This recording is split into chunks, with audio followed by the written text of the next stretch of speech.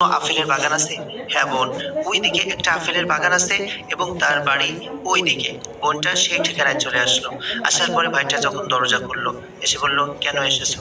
ভাই, আমি তো ভুলে আপনার আপেলটা খেয়ে ফেলেছি। আপনার বাগান থেকে একটা আপেল ভেসে যাচ্ছিল, আমি তখন অজু করতেছিলাম, খুবই ক্ষুধার্ত ছিলাম। তখন আমি আপেলটা কোনো কিছু না ভেবেই খেয়ে ফেলেছি। এখন আপনি যদি আমাকে ক্ষমা না করেন, তাহলে আল্লাহ তাআলা হাসরের ময়দানে আমাকে আটকে দিবে। এই জন্য আপনার কাছে ক্ষমা চাওয়ার জন্য আমি আপনার কাছে আপেলটা নিয়ে আসছি। কিন্তু ছেলেটা কি যেন ভাবতেছিল, তার মনে ছিল খুবই খারাপই, খুবই শয়তানি। এই জন্য সে বললো, আপেল যেহেতু নিয়ে আসছো, তাহলে আমি তোমাকে ক্ষমা করবো না, কারণ তুমি আমার জিনিস খেয়েছো। এখন আমার বাড়িতে আসো, আমি তোমাকে যেটা বলবো সেটা তোমার করতে হবে।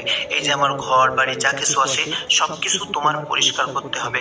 বোন তার অনুযায়ী সে কাজ করতে লাগলো, কিন্তু ছেলেটার মনে শয়তানে ধোঁকা দিচ্ছিল। আর এদিকে বোনটা সমস্ত কাজগুলো সারতেছিল। এসে বলল, ভাই, আমার তো নামাজ পড়ার সময় হয়েছে, আমাকে একটু নামাজ